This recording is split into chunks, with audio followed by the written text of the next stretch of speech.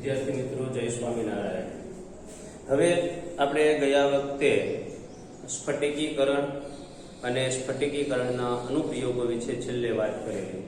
આજે આપણે એક નાનો એવો પ્રશ્ન જોવાનો છે કે શહેરમાં પીવાનું પાણી, જુઓ તમારે ચોપડીની અંદર આકૃતિ એક આપેલી છે અને પાના નંબર 23 ઉપર એક નાનો એવો મુદ્દો આપેલો છે કે ભાઈ શહેરમાં પીવાનું પાણી છે એ શહેરમાં પાણીની ટાંકીમાંથી પીવાનું પાણી પૂરું પાડવામાં આવે છે અને એને કેવી રીતે શુદ્ધ કરવામાં આવે છે 24મા પાના ઉપર એની એક આકૃતિ આપી છે। આપણે આકૃતિ મહત્વની નથી, એટલે કે આકૃતિ આપણે દોરવાની પણ નથી, એ માત્ર સમજવાની છે કે ભાઈ પાણી છે એ કેવી રીતે પૂરું પાડવામાં આવે છે। તો તમે જુઓ, સૌથી પહેલા છે સંગ્રાહક લખ્યું છે એની અંદર। સંગ્રાહક એટલે શું? તો કે આપણે દાખલા તરીકે ડેમ લઈ શકીએ તો ત્યાંથી છે એ પાણી છે એને ટાંકીમાં લાવવામાં આવે છે, જેથી કરી અને ત્યાં ઘન પદાર્થો જે એની અંદર અશુદ્ધિ હોય એ ક્યાં બેસી જાય? તળિયે। ત્યાર પછી ઉપરની સાઈડથી છે એ પાણીને લઈ લેવામાં આવે છે અને આલંબિત જે અશુદ્ધિઓ છે એને નીચે બેસાડી દેવામાં આવે છે, એટલે કે એની અંદર ફટકડી જેવો પદાર્થ છે એ ઉમેરવામાં આવે છે। ત્યાર પછી એને બીજી એક ટાંકી જે છે ગાળણ ટાંકી, એની અંદર શુદ્ધ રેતી, પછી ગાળવા માટેના જે પદાર્થો જરૂર પડે એવા પદાર્થોમાંથી કાંકરા છે, મોટા કાંકરા છે, રેતી છે, એમાંથી પસાર કરવામાં આવે છે, એટલે પાણી છે એ શુદ્ધ થાય છે। અને છેલ્લે એ પાણી જે છે એ પાણીની અંદર ક્લોરીન વાયુ ઉમેરવામાં આવે છે કે જેથી કરીને એની અંદર બેક્ટેરિયાનો નાશ થાય। એ પ્રક્રિયાને ક્લોરિનેશનની પ્રક્રિયા કહેવામાં આવે છે અને ક્લોરિનેશનની પ્રક્રિયા કરવાથી શું થાય છે? તો કે પાણીની ટાંકી છે એ ત્યાંથી પાણીની ટાંકીમાંથી એ પાણી આપણને પૂરું પાડવામાં આવે છે। તો આવી રીતે છે એ પાણીના શુદ્ધિકરણની પ્રક્રિયા કરવામાં આવે છે। તો આપણે એમ કે ભાઈ શહેરમાં પીવાલાયક પાણી, હવે તો ગામડામાં પણ નર્મદાનું પાણી થતા બધાને આ ફિલ્ટરેશન પાણી જ આપવામાં આવે છે। આ આખી જે રચના છે, આપણે દાખલા તરીકે આપણા વિસ્તારમાં ગણીએ તો આ રચના છે એ ચિત્રા ફિલ્ટરની ટાંકી કહેવાય। ત્યાં છે એ આ ફિલ્ટરેશનની પ્રક્રિયા છે એ કરવામાં આવે છે। ત્યાંથી પાણી જે આવે છે એને આ રીતે પાણીને ફિલ્ટર કરી અને આપણા શહેરની અંદર એ પાણી છે એ પૂરું પાડવામાં આવે છે। તો શહેરની અંદર આવી રીતે છે એ પીવાનું પાણી શું કરવામાં આવે છે? પૂરું પાડવામાં આવે છે। એ વાત આપણે જોઈએ। હવે આપણે જોઈએ કે શહેરમાં કેવી રીતે પાડવામાં આવે છે। તો આપણે પહેલો જવાબ છે કે શહેરમાં પીવાનું પાણી શુદ્ધ કરીને પૂરું પાડવામાં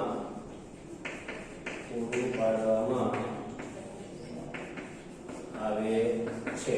શહેરમાં પીવાનું પાણી શુદ્ધ કરીને પૂરું પાડવામાં આવે છે।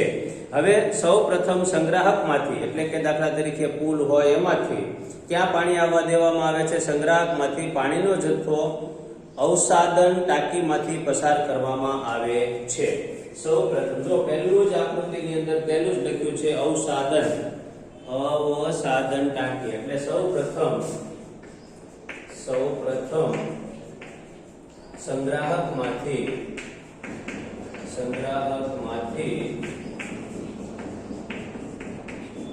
પાણીનો જથ્થો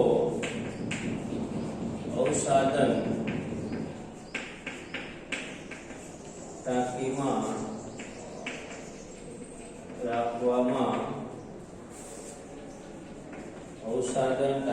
રાખવામાં આવે છે, જેથી ત્યાં કેવી અશુદ્ધિઓ જો લખ્યું જ છે કે ઘન અશુદ્ધિઓ છે એ નીચે બેસી જાય છે, જેથી ત્યાં ઘન અશુદ્ધિઓ નીચે બેસી જાય છે, જેથી ત્યાં ઘન અશુદ્ધિઓ નીચે બેસી જાય છે। આ એક વાત થઈ। ત્યાર પછી બીજી વાત છે, ત્યારબાદ આલંબિત અશુદ્ધિઓ દૂર કરવા માટે તેને ભારણ ટાંકીમાંથી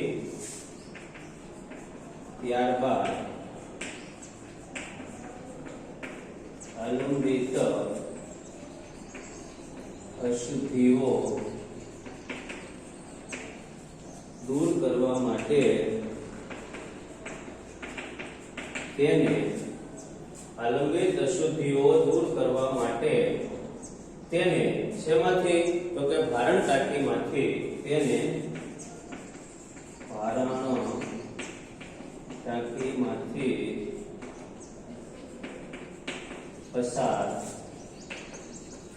કરવામાં ભારણ ટાંકીમાંથી પસાર કરવામાં આવે છે અને આલંબિત અશુદ્ધિઓ દૂર કરવા માટે ભારણ અને ભારણ ટાંકીમાંથી પાણીનો પ્રવાહ છે એ ક્યાં લઈ જવામાં આવે છે ગાળણ ટાંકીમાંથી ભારણ ટાંકીમાંથી પાણીનો પ્રવાહ ભારણ ટાંકીમાંથી પાણીને ગાળણ ટાંકીમાં લઈ જવામાં આવે છે અને તેમાંથી ગાળણ ટાંકીમાં લઈ જવામાં આવે છે અને તેને રેતી મોટા કાંકરા વગેરે માંથી પસાર કરી તેમાંથી અશુદ્ધિને દૂર કરવામાં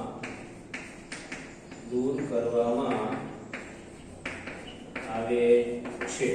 હવે બીજી વાત છે કે આ અશુદ્ધિ દૂર થયા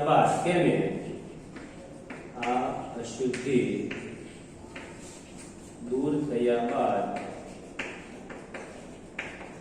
તેને ક્લોરીનમાંથી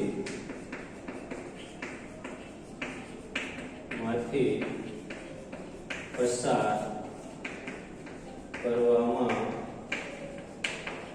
આવે છે અને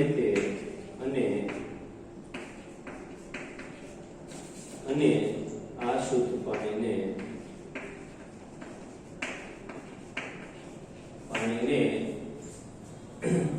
પસાર કરવામાં આવે છે અને આ શુદ્ધ પાણીને શહેરમાં પૂરું પાડવામાં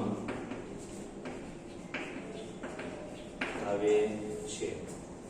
બરાબર. તો આ રીતે છે એ પાણીને શુદ્ધિકરણ માટે આકૃતિ ઉપરથી આપણે લખ્યું. તમારી ચોપડીમાં જે 23મા પાના ઉપર આપ્યું છે એમાં તો ટાંકી સુધી તમારે કઈ રીતે જે પૂરું પાડવામાં છે એની તમને એમ કીધું વર્ગખંડમાં ચર્ચા કરો, પણ આપણે એને આ આકૃતિ ઉપરથી આપણે લખ્યું કે શહેરમાં શુદ્ધ પાણી કેવી રીતે પૂરું પાડવામાં આવે છે.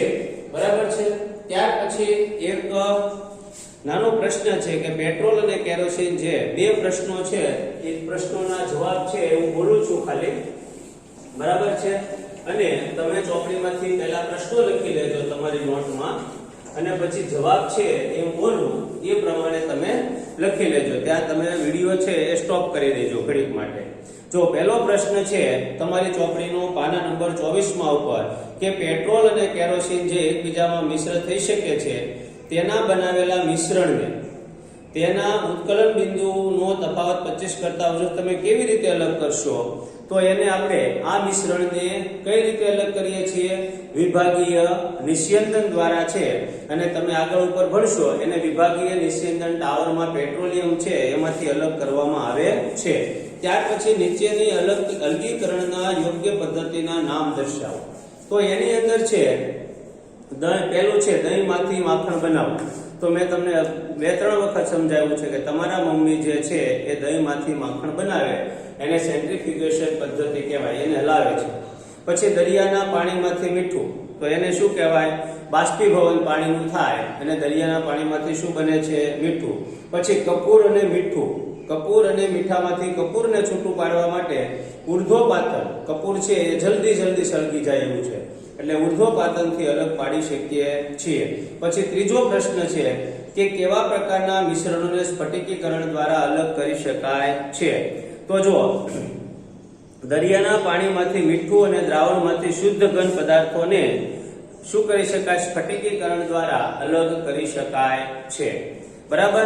તો આવી રીતે છે એક પ્રશ્ન છે. ત્યાર પછી હવે આવે છે એક નવો મુદ્દો આવે છે કે ભૌતિક ફેરફારો કોને કહેવાય અને રાસાયણિક ફેરફારો કોને કહેવાય. આપણે છે એ ભૌતિક ફેરફાર અને રાસાયણિક ફેરફારની પહેલા ચર્ચા કરીએ, પછી સીધો જ એનો પ્રશ્ન છે એ તફાવતના સ્વરૂપમાં લખવો કે ભાઈ ભૌતિક ફેરફારમાં શું થાય છે અને રાસાયણિક ફેરફારમાં શું થાય છે. આમ ગણો તો એનો તફાવત પણ કહેવાય, અને આમ તમે એની ટુકડોમાં પૂછાય કે ભૌતિક ફેરફારમાં કેવા ફેરફાર થાય તો એને ભૌતિક ફેરફાર કહેવાય, અને કેવા ફેરફાર થાય તો એને રાસાયણિક ફેરફારો કહેવાય. કોઈ પણ દ્રવ્ય હોય, કોઈ પણ દ્રાવણ હોય કે કોઈ પણ પદાર્થ હોય, એની અંદરથી ભૌતિક ફેરફારો કોને કહેવાય. તો કે દાખલા તરીકે પાણીમાંથી બરફ બને ને તો પાણીનું બંધારણ નથી ફરી જતું, પણ માત્ર એનું સ્વરૂપ ફરે છે. બરાબર. પ્રવાહીમાંથી ઘન સ્વરૂપ થઈ જાય છે, એમ પાણીમાંથી વરાળ બને તો પણ એનું સ્વરૂપ નથી બદલતું, માત્ર એનું શું બદલે છે, એનું બંધારણ નથી બદલતું, માત્ર એનું સ્વરૂપ બદલે છે. તો આવા જે ફેરફારો છે કે જેની અંદર ભૌતિક અવસ્થામાં ફેરફાર થાય, એની ભૌતિક અવસ્થા.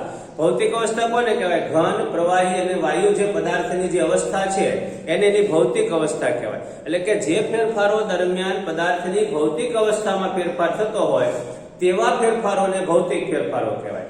અને બીજું રાસાયણિક ફેરફાર કોને કહેવાય? તો કે જે ફેરફારો દરમિયાન એનું બંધારણ ફરી જતું હોય, પદાર્થોનું શું ફરી જતું હોય? બંધારણ થઈ જતું હોય, નવું જુદું બંધારણ થઈ જતું હોય. દાખલા તરીકે પાણી છે એ આપણે H2O છે, બરાબર. તો H2O ના બદલે એનું બંધારણ ફરી જાય કે હાઇડ્રોજન અને ક્લોરીન. પાણીનું વિદ્યુત વિભાજન તમે કરો તો હાઇડ્રોજન અને ઓક્સિજન એમાંથી છૂટો પડી જાય તો એનું બંધારણ ફરી ગયું. તો એ રાસાયણિક ફેરફાર છે. દાખલા તરીકે ચૂનાના પથ્થરને તમે ગરમ કરો, પાણીને તમે ગરમ કરશો ને તો એની પાણીની વરાળ બનશે, પણ પાણીની વરાળનું તમે બંધારણ જોશો તો H2O જ હશે. તે ભૌતિક ફેરફાર છે. એવી રીતે તમે ચૂનાનો પથ્થર છે એને તમે ગરમ કરશો, કોને ગરમ કરશો? ચૂનાના પથ્થરને. તો એની અંદરથી કાર્બન ડાયોક્સાઇડ વાયુ છૂટો પડશે, કેલ્શિયમ કાર્બોનેટ છે. ચૂનાના પથ્થરનું સૂત્ર છે કેલ્શિયમ કાર્બોનેટ, આપણે 2-3 વખત લખેલું છે. તો આ કેલ્શિયમ કાર્બોનેટ જે છે, ચૂનાના પથ્થર જે છે એને તમે છૂટો પાડો તો એમાં જે છે એમાં શું થાય? તો કે એ કેલ્શિયમ કાર્બોનેટ જે છે એ શું પડી જાય છે? છૂટો પડી જાય. તેમાં કેલ્શિયમ ઓક્સાઇડ બને અને કાર્બન ડાયોક્સાઇડ વાયુ શું પડે છે? છૂટો પડે. તેનું બંધારણ કરી ગયું. તો એને રાસાયણિક ફેરફાર કહેવાય. બરાબર. પછી ભૌતિક ફેરફાર છે એમાં માની લો કે પાણીની વરાળ બની ગઈ, તો પાણીની વરાળને તમે ઠંડી પાડો તો ફરી પાછું એ શું બની જાય છે? પાણી બની જાય. એમ તમે આ જે રાસાયણિક ફેરફાર છે એમાં એ છૂટું પડતો નથી. તો આવી રીતે છે એ ભૌતિક અને રાસાયણિક ફેરફારના તફાવતો છે એ આપણને આપેલા છે. તો હવે આપણે લખીએ કે ભાઈ ભૌતિક અને રાસાયણિક ફેરફારો વિશે સમજાવો. ભૌતિક અને રાસાયણિક ફેરફારો વિશે સમજાવો. ભૌતિક અને રાસાયણિક ફેરફારો વિશે સમજાવો. એના વિશેની વાત છે એ હવે આપણે લખીએ. તો ભૌતિક ફેરફાર કોને કે આપણે તફાવતના સ્વરૂપમાં લખીએ તો કે ભાઈ ભૌતિક ફેરફાર. પછી બીજી વાત આવે છે રાસાયણિક ફેરફાર. ભૌતિક ફેરફાર અને બીજો કયો ફેરફાર આવે છે? રાસાયણિક ફેરફાર. તો ભૌતિક ફેરફાર કયો આવે? તો કે જે ફેરફાર દરમિયાન માત્ર પદાર્થની ભૌતિક અવસ્થા બદલાતી હોય, જે ફેરફાર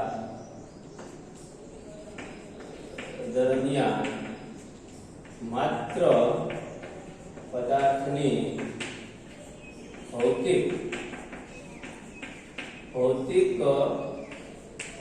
રચના બદલાતી હોય તેવા ફેરફારને ભૌતિક ફેરફાર કહે છે. અહીંયા પહેલું જે ફેરફારમાં દરમિયાન માત્ર ભૌતિક અવસ્થા અથવા તો ભૌતિક રચના ફેરફાર થતો હોય તેને શું કહેવાય? ભૌતિક ફેરફાર. અને અહીંયા છે કે જે ફેરફાર દરમિયાન પદાર્થનું રાસાયણિક બંધન જે ફેરફાર દરમિયાન પદાર્થનું રાસાયણિક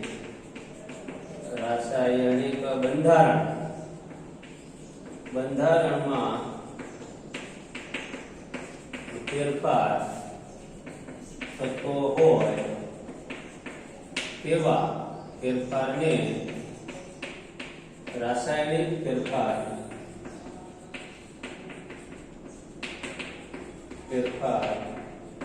કહે છે। તેવા ફેરફારને કયો ફેરફાર કહેવાય? રાસાયણિક। આ ફેરફાર કાયમી નથી। બીજું જો તમે પાણીની વરાળ છે એ ઠંડી પાડો એટલે પાછું પાણી બની જાય, તો કે આ ફેરફાર કાયમી નથી। પછી બીજું, આ ફેરફાર કાયમી છે। આ ફેરફાર કેવો છે? કાયમી છે। આ ફેરફાર છે કાયમી નથી। ત્યાર પછી આ ફેરફારમાં મૂળ પદાર્થો સાદી ભૌતિક ક્રિયાઓમાંથી આ ફેરફાર છે એમાં શું છે? તો કે આમાં આપણે ઉદાહરણ લખીએ તો કે પાણી। ત્રીજું કે દાખલા તરીકે H2O, એને તમે ગરમી આપો તો શું બને છે? H2O આ લિક્વિડ હોય તો H2O ગેસ બને। અને પાછું તમે ઠંડી પાડો તો શું બને? H2O liquid. જ્યારે આમાં શું થાય છે કે દાખલા તરીકે કેલ્શિયમ કાર્બોનેટ સોલિડ, એને તમે ગરમી આપો તો CaO + CO2 બને છે, બરાબર? તો આ રીતે છે કે પદાર્થ શું પડે છે? છૂટો પડે છે। તો આવી રીતે આ ભૌતિક ફેરફાર અને રાસાયણિક ફેરફારની વાત છે ઈ આપણે જોઈ। હવે તમારી ચોપડીમાં પાછા પ્રશ્નો આપ્યા છે કે નીચેનામાંથી કયા ફેરફારો છે એ ભૌતિક છે અને કયા ફેરફારો છે રાસાયણિક છે, તમારે કહેવાનું છે। તો એની અંદર પહેલા જો પહેલું જ આપ્યું છે ઝાડનું કાપવું। તો ઝાડનું કાપવું છે એમાં કોઈ રાસાયણિક ઉપયોગ થતો નથી। ઝાડના લાકડાને આપણે નાના નાના ટુકડામાં વિભાજિત કરીએ તો ભૌતિક ફેરફાર। તવીમાંથી માખણ છે એનું પીગળવું, જો માખણમાંથી ઘી બનવાની વાત નથી, માત્ર માખણને પીગળવું એટલે કે એ ઘન સ્વરૂપમાં હોય તો કયા સ્વરૂપમાં આવી જાય છે? પ્રવાહી સ્વરૂપમાં, એટલે ભૌતિક ફેરફાર। પછી તેજોરીને કાટ લાગવો, તો કાટ લાગવામાં શું છે? ફેરિક આયન જે છે એનું ફેરિક ઓક્સાઇડમાં આપણે જે લોખંડ છે એનું ફેરિક ઓક્સાઇડમાં રૂપાંતર થાય, એટલે એ રાસાયણિક ફેરફાર। પાણીને ઉકાળીને વરાળ બનાવી તો એ કયો ફેરફાર આવ્યો? ભૌતિક ફેરફાર, બરાબર? પછી પાણીમાં વિદ્યુત પ્રવાહ પસાર કરી પાણીનું હાઇડ્રોજન અને ઓક્સિજનમાં રૂપાંતર કરવું તો શું થઈ ગયું? પાણીમાંથી શું બની ગયું? હાઇડ્રોજન અને ઓક્સિજન, તો રાસાયણિક ફેરફાર। પાણીમાં સામાન્ય ક્ષાર મીઠું ને ઓગાળવું તો કેવો ફેરફાર થયો? ભૌતિક ફેરફાર। કાચા ફળોને ફૂડ સલાડ બનાવવું તો એમાં એ ફેરફાર કેવો થયો? કાચા ફળોમાંથી ફૂડ સલાડ બનાવવું એ પણ ભૌતિક ફેરફાર છે। કાગળ અને લાકડાનું સળગાવવું, સળગાવવાથી શું બને છે? કાર્બન બની જાય છે, તો એને શું કહેવામાં આવે છે? કાગળ અને લાકડાને સળગાવવા એની ફેરફાર જે છે એ શું બને? તો કે રાસાયણિક ફેરફાર છે એ એની અંદર જોવા મળે છે। ત્યાર પછી છે નવો પ્રશ્ન છે, તમારી આસપાસની વસ્તુમાં શુદ્ધ પદાર્થો અથવા મિશ્રણનો પ્રયત્ન કરો। તો આપણી આસપાસ છે જે પાણી હોય, ખાંડ હોય, શુદ્ધ પદાર્થો છે પાણી, ખાંડ, સોનું, લોખંડ, આલ્કોહોલ। અશુદ્ધ પદાર્થો જે મિશ્રણ છે એ સ્ટીલ છે, દૂધ, હવા, ચા, પિત્તળ, બરાબર? આ બધા પદાર્થો જે છે એ આપણે મિશ્રણ છે। આમાં તમે ઘણા બધા લખી શકો છો। આમાં શું કરી શકો છો? ઘણા બધા પદાર્થો છે એ તમે લખી શકો છો કે જે પદાર્થો છે એ આપણી આસપાસ મિશ્રણ છે। દાખલા તરીકે હું આ ચોકથી લખું છું તો આ પદાર્થ છે મિશ્રણ છે, બરાબર છે? એવા ઘણા બધા પદાર્થો આપણે લખી શકીએ, બરાબર? આ તો મેં તમને ઉદાહરણ આપ્યું કે આ પદાર્થો છે એ શુદ્ધ છે, પાણી છે એ આપણી આસપાસ શુદ્ધ છે, દૂધ છે એ જુદા જુદા પદાર્થોનું શું કરેલું છે? મિશ્રણ છે, બરાબર? તો આવી રીતે છે એ આપણે ઘણા ઉદાહરણો આપી શકીએ। હવે આપણે જોવું છે કે ભાઈ આપણે નવો પ્રશ્ન છે કે શુદ્ધ પદાર્થો કયા છે। હવે આપણે ટૂંકમાં આમ તમે ગણો તો ત્રણ વાત જોવાની છે: તત્વ, સંયોજન અને મિશ્રણ। આ જે છે જૂની ચોપડીમાં બહુ સ્પષ્ટ રીતે આપતા હતા કે તત્વ કોને કહેવાય, સંયોજન કોને કહેવાય અને મિશ્રણ કોને કહેવાય, બરાબર છે? આમાં એ જુદા સ્વરૂપે આપ્યું છે, એપ્લાઇડ સ્વરૂપે આપ્યું છે। જ્યારે પહેલાની ચોપડીમાં સ્પષ્ટ સ્વરૂપે આપેલું હતું ભાઈ તત્વ કોને કહેવાય, તો કાને એની અંદર સૌથી પહેલા છે એને કીધું ભાઈ રોબર્ટ બોયલ છે એને 1661 ની સાલમાં તત્વ શબ્દનો ઉપયોગ કરેલો। કોને કરેલો? રોબર્ટ બોયલે, બરાબર છે? તત્વ શબ્દ છે 1661 ની સાલમાં સૌપ્રથમ એને વાપરેલો। અને ત્યાર પછી એન્ટનો લોરેન્ટ લોઇઝરે આ પદ છે સૌપ્રથમ પ્રાયોગિક રીતે ઉપયોગિતા છે એવી એને વ્યાખ્યા આપી। તત્વની વ્યાખ્યા એટલે જો હું તમને પહેલા ત્રણેય વસ્તુ છે અલગ અલગ લખાવીશ કે ભાઈ તત્વ એટલે શું, પછી આપણે લખશું સંયોજન એટલે શું, અને પછી લખશું મિશ્રણ એટલે શું, અને છેલ્લે આપણે તમારી ચોપડીમાં આપેલો છે એ સંયોજન અને મિશ્રણનો તફાવત એ તમારે ચોપડીમાંથી જોઈને લખવાનો છે. બરાબર છે. તો તત્વની વ્યાખ્યા શું છે તો કે જો તમારી ચોપડીમાં તત્વની વ્યાખ્યા એવી આપેલી છે કે ભાઈ એન્ટેનોઈએ કેવી આપેલી છે કે તેની વ્યાખ્યા છે કે દ્રવ્યના મૂળભૂત સ્વરૂપને તત્વ તરીકે વ્યાખ્યાયિત કર્યું. એટલે એનો આપણે શું વ્યાખ્યામાં લખીએ કે દ્રવ્યના મૂળભૂત સ્વરૂપને શું કહેવામાં આવે છે? તત્વ કહે છે. દ્રવ્યના મૂળભૂત સ્વરૂપને શું કહે છે? તત્વ કહે છે. દ્રવ્યના મૂળભૂત સ્વરૂપને તત્વ તરીકે ઓળખવામાં આવે છે. આ પહેલી વાત છે. બરાબર છે. હવે આની અંદર જે છે એ તત્વ થયા પછી તમારી ચોપડીની અંદર બે વ્યાજ છે. ત્યાં જો આવર્ત કોષ્ટક તમારે ભણવાનું આવશે. આ આવર્ત કોષ્ટકની અંદર તત્વો આવેલા છે. બરાબર. તત્વોના ત્રણેય સ્વરૂપે તત્વ છે. ઘન સ્વરૂપે છે, પ્રવાહી સ્વરૂપે છે અને વાયુ સ્વરૂપે છે. બરાબર છે. હાલના સમયની અંદર તત્વો જે છે એ 100 ઉપર 100 થી વધારે 114 તત્વો છે. આમ તો એમાંથી 92 તત્વો એવા છે કે જે કુદરતી સ્વરૂપે મળે છે આવર્ત કોષ્ટકની અંદર, અને બાકીના જે તત્વો છે એ માનવ સર્જિત છે. દાખલા તરીકે યુરેનિયમ ની બધા તત્વો છે, ઘણા બધા તત્વો છે એ માનવ સ્વરૂપે છે. એની અંદર પણ પાછા મોટા ભાગના તત્વો છે ઘન સ્વરૂપે છે, અમુક તત્વો છે એ વાયુ સ્વરૂપે છે, અને બે તત્વો એવા છે એક આયોડિન અને બીજું બ્રોમિન કે જે વાયુ સ્વરૂપે પ્રવાહી સ્વરૂપે આપણને જોવા મળે છે. આ બે તત્વો જે છે એ બ્રોમિન અને મર્ક્યુરી પણ કહેવાય, એ પણ એટલે કે પારો જેને આપણે Hg કહીએ છીએ એ તત્વો છે એ પ્રવાહી સ્વરૂપે આપણને જોવા મળે છે. હવે પછીની વાત તમારે આપેલી છે કે ભાઈ તત્વો પછીની વાત, તત્વોની વાત એટલી જ જોવાની છે. તમારે આ વ્યાખ્યા જ આપેલી છે. હવે લખેલું છે કે ભાઈ ધાતુ, આની પછી છે ને આખો પાઠ ભણવાનો છે. ધાતુઓના ભૌતિક ગુણધર્મો જો ચોખ્ખા જ આપ્યા છે. ભૌતિક ગુણધર્મો જણાવો. આવો પ્રશ્ન હું લખું ને તો તમારી ચોપડીમાં સ્પષ્ટ કરીને 1 2 3 4 5 અને 6 આપેલા છે. સ્પષ્ટ સ્વરૂપમાં ડેટ કરીને લખેલા છે અને સ્પષ્ટ છે કે તે ચળકાટ ધરાવે છે. પહેલું ધાતુઓના ભૌતિક ગુણધર્મોમાં પહેલું છે તે ચળકાટ ધરાવે છે. ત્યાર પછી બીજી વાત આવે છે કે તેઓ ચાંદી જેવો ચળકતો સફેદ અને સોના જેવો સોનેરી પીળો રંગ ધરાવે છે. તેઓ ચાંદી જેવો સફેદ અને સોના જેવો પીળો રંગ ધરાવે છે. ત્યાર પછી ત્રીજી વાત આવે છે તેઓ તણાવપણું એટલે કે તેને ખેંચીને તાર અને ટીપીને પતરા બનાવી શકાય છે. તેઓ તણાવપણું એટલે કે તેને ખેંચીને તાર બનાવી શકાય છે. પછી બીજું છે તેઓ ટીપાવપણું એટલે કે તેને ટીપીને પતરા બનાવી શકાય છે. તેને ટીપીને પતરા બનાવી શકાય છે. ખેંચીને તાર અને ટીપીને શું બનાવી શકાય છે? પતરા. પછી બીજું છે તેઓમાં રણકાર ઉત્પન્ન કરી શકાય છે. તેઓ અથડાવાથી રણકાર, વાસણ ખખડે તો કેમ અવાજ આવે? તેઓને અથડાવાથી રણકાર ઉત્પન્ન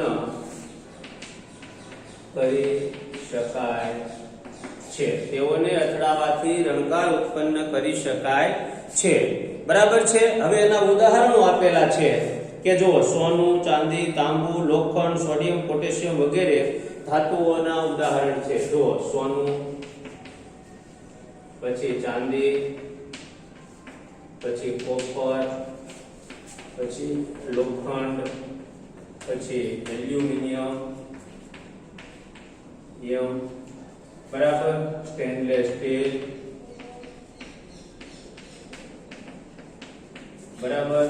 પછી એકમાત્ર પ્રવાહી ધાતુ પારો એટલે કે મર્ક્યુરી. આ એકમાત્ર શું છે? પારો એકમાત્ર પ્રવાહી ધાતુ છે. ત્યાર પછી હવે આવે છે અધાતુના 3 લખ્યા છે. જો અધાતુના ભૌતિક ગુણધર્મો જણાવો. અધાતુના ભૌતિક ગુણધર્મો જણાવો. અધાતુના ભૌતિક ગુણધર્મો જણાવો. અધાતુના ભૌતિક ગુણધર્મો છે એ સ્પષ્ટ લખ્યા છે 3 તમારી ચોપડીમાં. કયા કયા છે? તો કે સૌથી પહેલા છે તે શું છે? વિવિધ રંગો ધરાવે છે. પહેલું, તેઓ વિવિધ રંગો ધરાવે છે. પછી બીજું શું છે? તેઓ ઉષ્મા અને વિદ્યુતના મંદવાહક હોય છે. તેઓ ઉષ્મા અને વિદ્યુતના મંદવાહકો છે. તેઓ ઉષ્મા અને વિદ્યુતના કેવા છે? મંદવાહકો છે.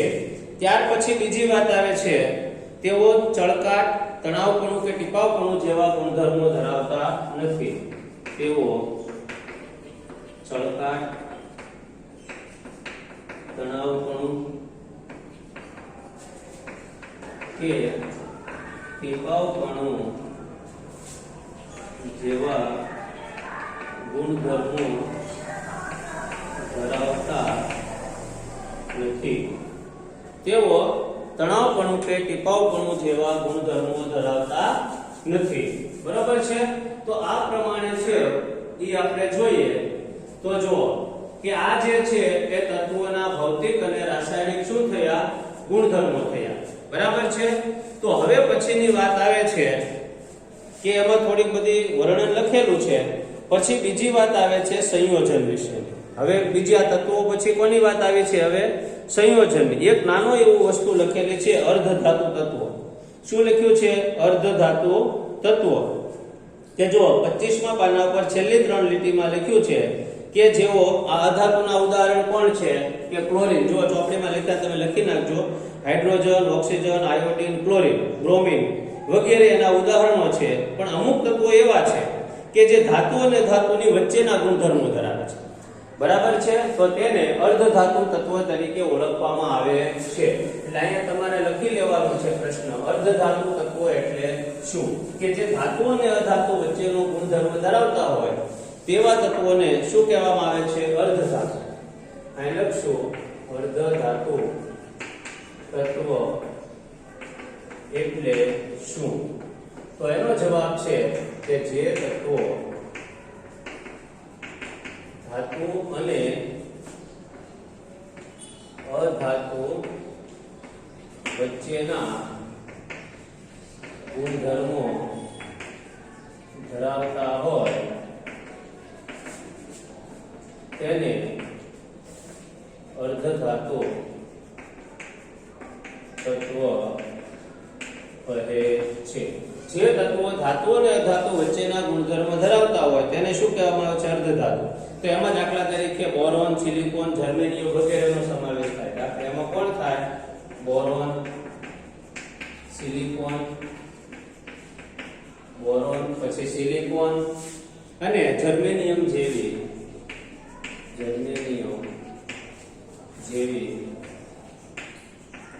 ધાતુઓનો અર્ધધાતુઓનો સમાવેશ થાય. આ જે છે એ કોણ છે? અર્ધધાતુ તત્વો. ત્યાર પછી હવે સંયોજનની વાત આવે છે કે ભાઈ સંયોજન એટલે શું?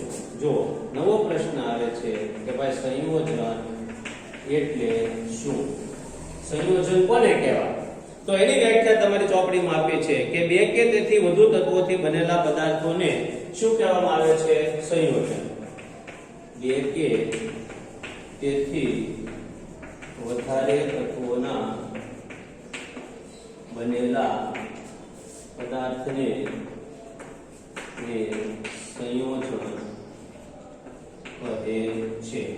દાખલા તરીકે પાણી H2O છે, બરાબર છે, પછી સ્ટેનલેસ પાણી છે, પછી ખાંડ, બરાબર છે, પાણી છે, ખાંડ છે, આ બધા જે છે એ શું છે?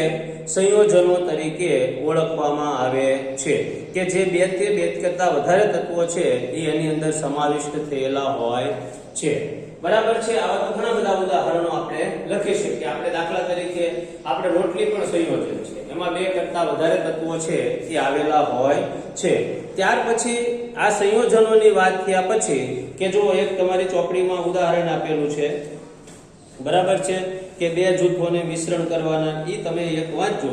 ત્યાર પછી હવે બીજી વાત આવે છે, તફાવત એક છે તમારે છેલ્લે જો ચોપડીમાં બેઠો આપ્યો છે, બરાબર છે, એ તમારે લખી લેવાનું છે. ત્રીજી વાત આવે છે મિશ્રણ વિશેની. કોની વાત આવે છે? મિશ્રણ વિશેની વાત છે. એમાં છેલ્લે તફાવત આપ્યો છે, એ તફાવત તમે લખી લેજો. એમાં સંયોજન અને મિશ્રણમાં શું તફાવત છે કે એકબીજામાં મિશ્ર થઈ ગયા હોય, બરાબર, તો એને મિશ્રણ કહેવાય. દાખલા તરીકે ચોખા અને ખાંડ ભેગી થઈ ગઈ છે તો એને મિશ્રણ કહેવાય. પણ એ પછી એને જુદા ન પાડી શકો તમે, એવી રીતે મિશ્રણ થઈ જાય. દાખલા તરીકે અહીંયા છે એ પાણીમાં હાઇડ્રોજન અને ઓક્સિજન બે ભેગા થઈ ગયા, એને શું કહેવાય? સંયોજન કહેવાય. તો આ તફાવત તમે અહીંયા લખી લેજો બાકી નોટમાં. છેલ્લે તમારે જુઓ તત્વ અને સંયોજનનો પણ તફાવત આપેલો છે, સમાંગ મિશ્રણનો પણ આપણે લખાવેલો છે, એ આપેલો છે. તો અહીંયા આપણે આ પાઠ શું કરીએ છીએ? પૂરો. અસ્તુ. જય સ્વામિનારાયણ.